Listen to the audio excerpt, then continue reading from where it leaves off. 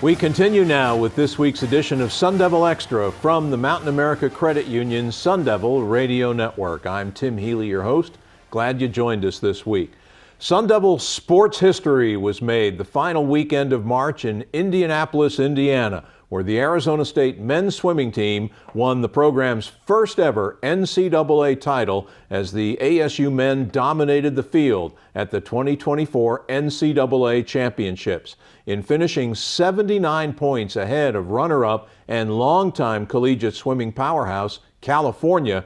The Sun Devil swimmers won 7 events, established 9 new school records, and earned 14 individual All-American honors en route to the first ever national championship in program history. Then, in a stunning turn of events, 48 hours after guiding the Sun Devils to the national title, ASU head coach Bob Bowman departed Arizona State to take over as the head swimming coach at the University of Texas. Named immediately to succeed Coach Bowman at Arizona State was the gentleman who joins us on this week's edition of Sun Devil Extra. He has been ASU's associate head coach for the past 2 years. He was an ASU assistant prior to that, and in a previous life was a Sun Devil swimmer of note. We are delighted to welcome to the show and to his new role as the head swimming coach at Arizona State, Herbie Behm. Herbie, great to see you. Congratulations. What was the reaction, man? Thank you so much. I mean, I think I've felt everything a human being can feel in the last week and a half. Seriously. So yeah, like the only real way to describe it is a lot, because it was a lot of every type of feeling you can have, and especially, I mean, there's always an emotional toll at the NCAA championships, and this one there was so much that went into it for the last 3 years, like building up to this, because it was kind of like we knew this was a very much reality this season, and yeah, it was like, I mean, Saturday night was the best day of my life, and then Monday was even better. And then it's just a lot of stuff to figure out that's going on every hour since then, but it's been really good. So basically what you're saying is your life has been a whirlwind over this period of time, huh? Yeah, even if it was just having one day to just relax before, that would have been a little better, but you can't plan things. No, you can't, but you take it as it comes, and what a great turn of events for you. I thought we could talk about your ascension to the head coaching job in our next segment, but in this segment I want to just kind of relive and revisit that magical weekend in Indianapolis. Arizona State had finished 6th and 2nd in the NCAA Men's Swimming Championships the 2 years prior to 2024. This year, your squad was ranked number 1 in the nation virtually the entire season. Was there a sense within the program that ASU's time had come and that this was the year a national championship could and would be won? Yeah, I think 100%. And I think the way in which we did it was kind of groundbreaking for the sport of swimming, because in swimming, these dual meets that are, I mean, very important for rankings and things like that, a lot of teams have used those. Like they don't wear tech suits. Like they do stuff to deliberately make themselves slower, and that's something I've been pushing for since I was an athlete. That this is dumb. So I mean, every single meet went out there. We shave for almost every meet, which most teams don't do. They try and just do that once a year to kind of hide how fast they are. But we've taken a completely different approach to that, and I mean, it was very clear from the beginning of the year where, like first meet, first relay we had, both our A and B relay made the NCAA cut to automatically get invited, which normally only about 12, 14 teams do. Wow. So really from the start, it was clear that we had a good chance to do something special, and the team bought into making that a reality. I mean, the thing we tell them all the time is how you do anything is how you do everything, and try to not get caught up in a result, but just like live a lifestyle that'll allow for success. And they did a tremendous job of that. And yeah, it wasn't necessarily a surprise when it happened at NCAA's, because it was something that we'd worked towards so much. But that doesn't mean it wasn't as rewarding as it possibly could have been. And of course, one of the great challenges in all of sports is the ability for athletes and teams to manage and handle great expectations. And clearly your guys did so magnificently. Yeah, it was, we did, there were certainly ups and downs. Like the first night of NCAAs, we got second in both relays, which were both the second fastest times ever. And you could tell the team was kind of like stressing about that. And then the next morning kind of came out a little soft, for lack of a better term, where we weren't really swimming our races our way. It was almost like scared of losing in a way. But then it started rolling, and by the end of the meet, it was like, I mean, these guys were unstoppable. Like the last relay at that meet is the by far highlight of my entire career. Part of that is because where it was like out of a movie, because so they play walkout music for each like championship final, and we started a little tradition a few years ago where I actually like paint and make a little bus from the other team, and we have the same intro that the football team has, but it's like we bring an alumni, and we have an honorary captain, and we play Thunderstruck, and they all get hyped up, and they like stomp this bus. Yeah. Oh man. So, and then walking out to that final, I was a little, we had to meet one. Like even if we got disqualified, we would still win points wise, and I was a little concerned, like, are these guys gonna stay on the gas? But then they started playing Thunderstruck, and it was like, nobody in this pool knows what's about to happen right now. Like there's no chance these guys are losing, and then just shattered the NCAA record. So it was. And which event was that again? That was the 400 free relay. 400 free, right? And they literally did stomp the bus. Yeah. Oh yeah. So all much. weekend long in Indianapolis, just stomping buses. And of course, anyone who's followed Arizona State athletics and Sun Devil swimming knows that the face of the program, the focal point of the program, is the guy we call the fabulous Frenchman, Léon Marchand, a three-time, not only all Pac-12, three-time national men's swimmer of the year. He now owns 8 NCAA career individual records, and that's the most of any student athlete in any sport in the history of Arizona State University. Share with us, Herbie, your perspective working with him. What makes Léon tick? What makes him the best male swimmer in the world? Really, it's just the combination of everything. I mean, in the water, it's like so much skill. Just like the way he moves is almost like looking at him underwater. It almost looks like a dancer, like the way he can control, even from like his spine, the way he kicks is not natural for a lot of people, but like looks so beautiful in the water. He's physically, if you walk in, you wouldn't look at him and think, oh, that's one of the greatest athletes of all time, because he's not super tall. He's maybe 6'1", 165, but he's super fit, technically as good as he can be, and just super fast as well. So he just doesn't get tired, so he can just crank the whole, like he's on the 500 free, which was a race he doesn't swim.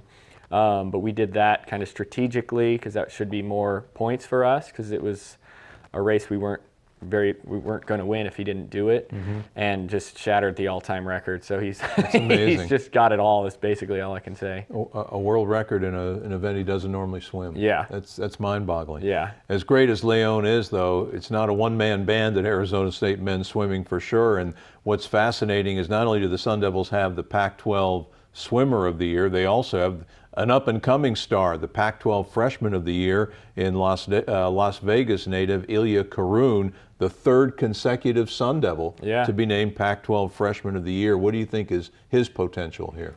Oh, his potential is so high, because he's one of the fastest sprinters around and hasn't really trained for it yet.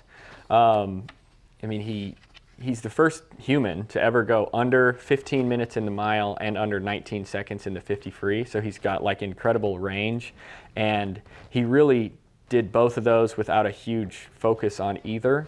So a talent like that is something that is incredibly rare. So I think his limit is as high as you can think of. He's good. Yeah. to say the least. Talk about some of the other young men that were key contributors on this championship team. There's a lot. I mean, Jack Dolan, who was in his 5th year, he's somebody who really built this team for what it is. He came in when he committed. We weren't even ranked in the top 25, and he was part of the redshirt year when we didn't compete at all. And it's just been that steady growth to what we've been. And then, he was on 3 of the relays. 2 of those made NCAA records this year. Individually scored a ton of points. Was All-American in all 3 of his events. Johnny Kulo, one of the most clutch relay swimmers, literally in history of the world. We saw it. He was at the Pan American Games where he won 6 medals in October. Wow. And he's a sophomore. He split 17 in the 50 free. He was the 4th human to ever do that. So he's in pretty rare air in that regard. Mm-hmm. And there's so many more. Patrick Salmon is another one who was on that 400 free relay at the end, who hadn't really had his time to shine on a relay yet, because he had done some at the NCAA record, at the NCAA level, but then getting put on kind of semi last minute and stepping up was incredible. There's so many more that don't have time to list, but really it's the whole team, and I think the way they interact with one another that makes it special. Yeah, that's for sure.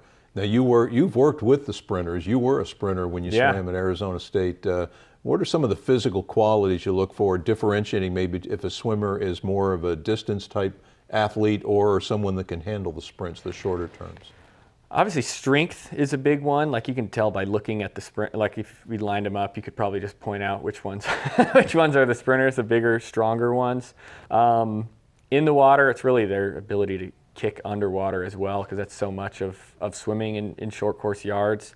And just there's so much athleticism to it, especially with our starts, relay starts. Its ability to jump is a very limiting performance that you have to look at. And yeah, those are the main things. It's relatively hard to tell out of the water, but in the water you can tell. Another way is normally when you watch them warm up, the person who's swimming the least, that guy's a sprinter. So yeah, there's a lot of ways to look at it, but that's where in recruiting, I think we've been really, that's what I think we've done a very good job of. Patrick Salmon, several others that I can think of. I know I was using Patty as an example because I know for a fact he was told he was too slow to go to Cal or Stanford. So the fact that he came here and developed into NCAA champion, NCAA record holder is something we're really proud of, and that's how we've done it with all the sprinters, because we've literally not had one truly top-ranked sprinter in the class, but been able to make the best relays in the NCAA because of how they develop here. What was the moment like when you knew that the title had been clinched? There's a lot of feelings. Some relief because it was so much. We built so much towards that, and then just elation. And then for myself, looking back, we the whole time I swam here, we won 1 meet, and that was against BYU, and it was kind of an asterisk win because they came down here January. It was January 12th. And it was 30 degrees at the start of the meet, and they thought they were coming to sunshine, so they were just in Speedos and didn't have anything warm. But we were, not trying to say this as a negative, probably the worst Division I team in the NCAA the whole time I swam, because the team had been cut in 2009. We started at ground zero with nobody. We used to sell raffle tickets over Christmas break, and it was hey, if everybody doesn't sell 20 of these at the end of Christmas break, we're not a team anymore. Go and sell these raffle tickets. So the fact that it's just possible for a team to do that in a relatively short time, it's 15 years. So it's a lot of people working towards that. That's what I was most happy to see. We had the biggest section of fans in the whole meet. So seeing how much of a community this is what was I was most proud of and most excited about the future of, because I think it's just getting rolling at that, and now it's learning how to make that bigger and bigger. What a journey, huh? From a program being cut to, in about 15 years' time, winning a national championship. It just occurred to me as you were talking, you won the national title on Easter weekend, and it culminated, I guess, the resurrection of the Arizona State swimming program, didn't it? Yeah, literally. That is amazing. Yeah. You know, it's not often that a coach will take over a program just coming off a national championship, but that'll be the case when Herbie Behm goes into his first full year as the head coach of Sun Devil men's swimming next year. And coming up, we'll talk with him about his well-deserved promotion and the challenges of succeeding a legendary coach like Bob Bowman. But first, let's take a time out. This is Sun Devil Extra from the Mountain America Credit Union's Sun Devil Radio Network. We welcome you back to the final segment of this week's installment of Sun Devil Extra from the Mountain America Credit Union's Sun Devil Radio Network. I'm Tim Healey, the radio play-by-play voice of the Sun Devils. Really glad that you joined us this week, and hopefully you're enjoying our conversation with the newly named head coach of the Sun Devil swimming and diving program, Herbie Behm, who continues now with us to revisit this past season and to look ahead as he now takes over for the legendary former Sun Devil head coach Bob Bowman. Bob's 9-year run, of course, capped off by hoisting a trophy in Indianapolis. What were, as you look back now and begin your journey, what are the primary ways that you feel as though Coach Bowman left his imprint on the Sun Devil swimming program? I think just developing the culture of the team. I think that's something he did a great job of encouraging and understanding that, I mean, adaptation to training is so much more than what you do in the 2 hours you're in the pool, but how you live your life outside of that. I'd say that's the biggest factor. Obviously, he brought in this Olympic expectation, and having experience he had helped really get that started. I think now we're at a much more maintainable spot to where now it's kind of ingrained at ASU, as opposed to when he started. It was truly like more just him who had that history. But now that we have the history here, I think that's the next step, is learning how to do that in just an environment and community, because ultimately that's what allows success to happen. Yeah.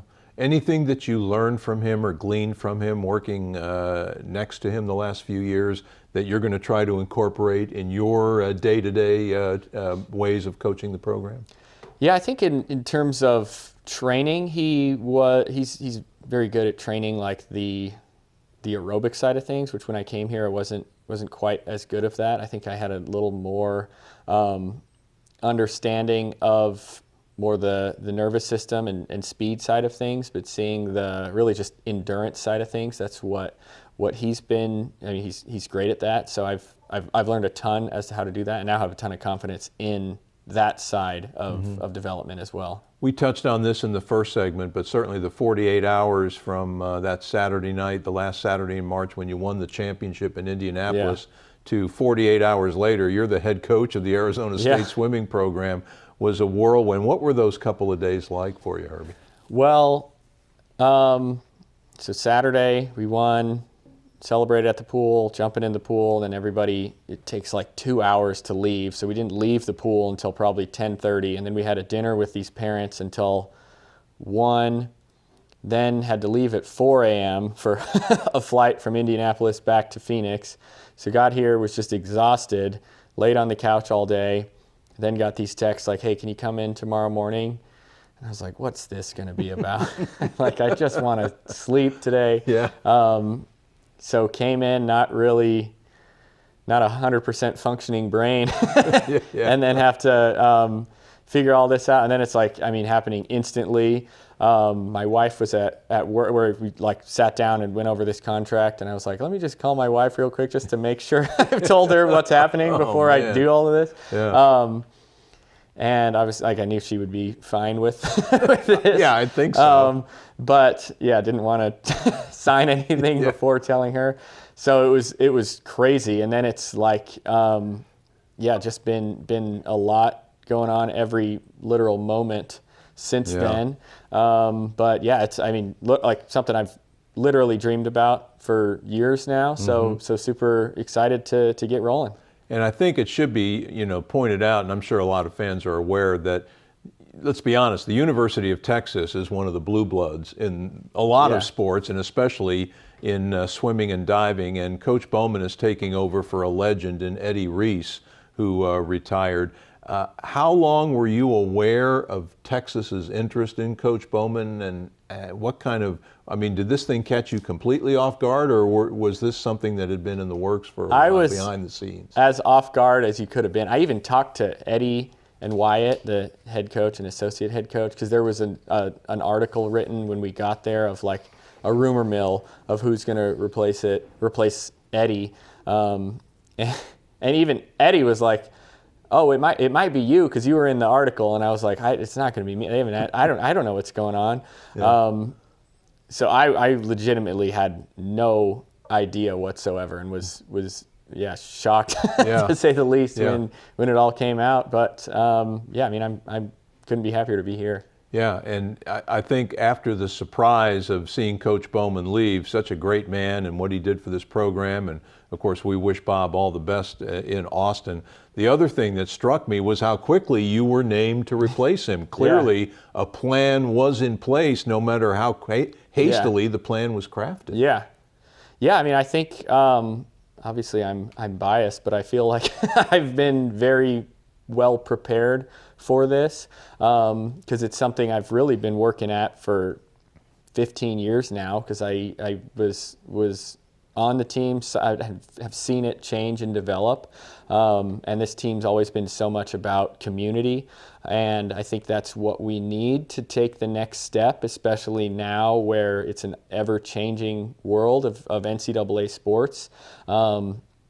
We started with just the support of alumni when at that time we didn't even have funding coming from the athletic department. Now we've got this support from an athletic department, but we need the support of everybody else more than ever to continue growing at the rate that other teams are growing.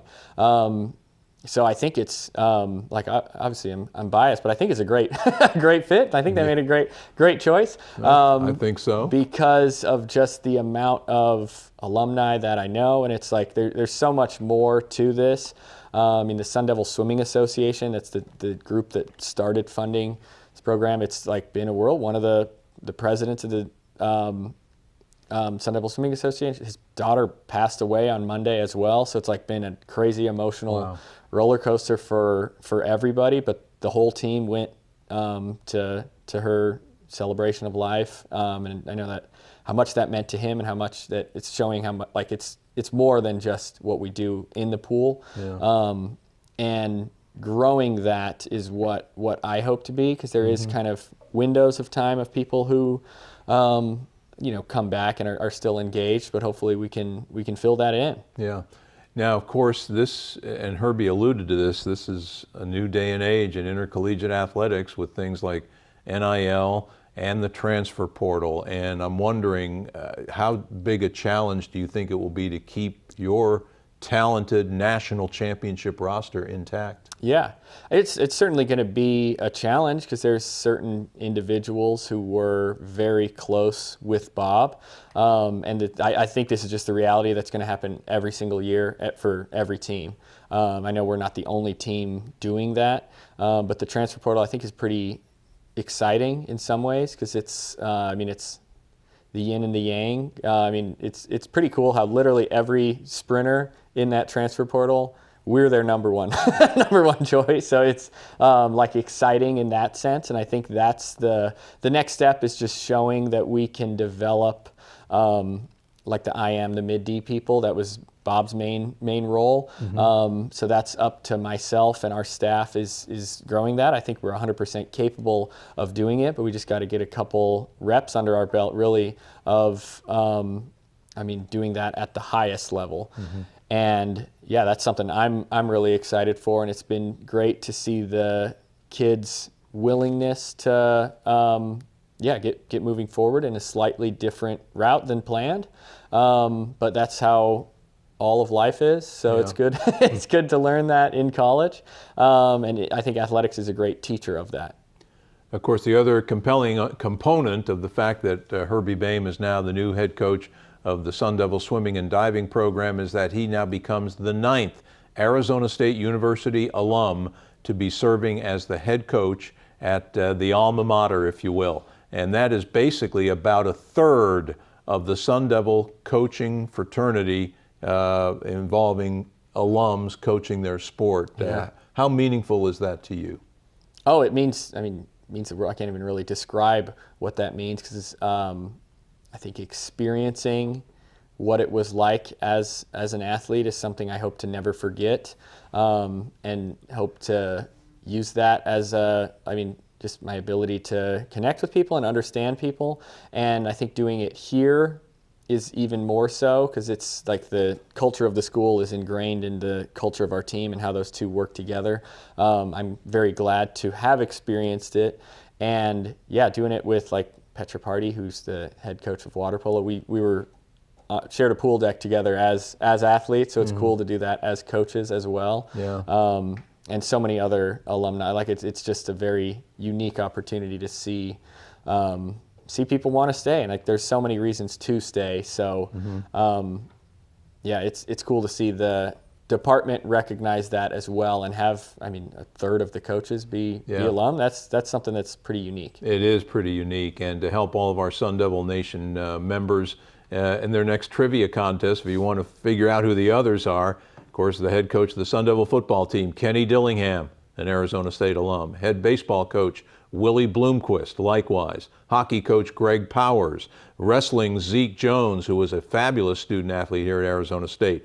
Missy Farkay, the head coach of the women's golf program.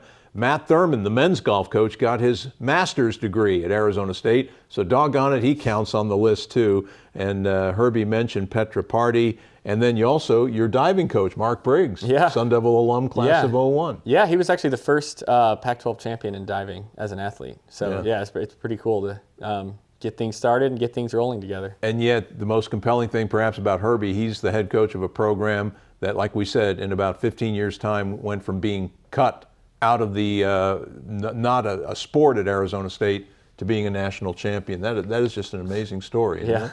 Yeah. It's there's only been 14 national champions in the sport of swimming, so we're pretty elite class to even do that. It's actually fun. There hasn't ever in the last 10 years. First and second have been Cal and Texas until these last 2 years, and we've disrupted that. So it's nice to shake things up a bit. A changing of the guard in swimming, men's swimming on the national scene. Finally, what's up for you now in the days, weeks, and months ahead here? Yeah, well, I'm actually going straight to the airport, flying to San Antonio. We have a Pro Series meet. That's the somewhat complicated part of this. We have probably 20, 25 kids with a very legitimate chance of making the Olympic team. So it wasn't like the season ended. It was just the next, like we've got another even kind of bigger season that we're doing right now. So I'm going to San Antonio to do the Pro Series there. Then I'll be in Toronto we have 3 kids on the team swimming at Canadian trials. Ilya Karun, freshman of the year, swimming there. And then U.S. trials is June 15th through 30th about. And then depending how that goes, got the Olympics after that, so busy couple of months coming up. To say the least. Well, again, congratulations on winning the national championship, and congratulations on the ascension to the head coaching job. Well deserved, and thanks for joining us. Of course, thank you. Yeah, thank you so much. It's been great being on. Sun Devil head swimming coach Herbie Behm has been our guest here on Sun Devil Extra, and with that, we drop the curtain on this week's edition of Sun Devil Extra, and we thank you so much for joining us. A couple of other quick thank yous before we leave. First to Arizona State Senior Associate Athletic Director and our executive producer, Doug Tamaro. We thank him.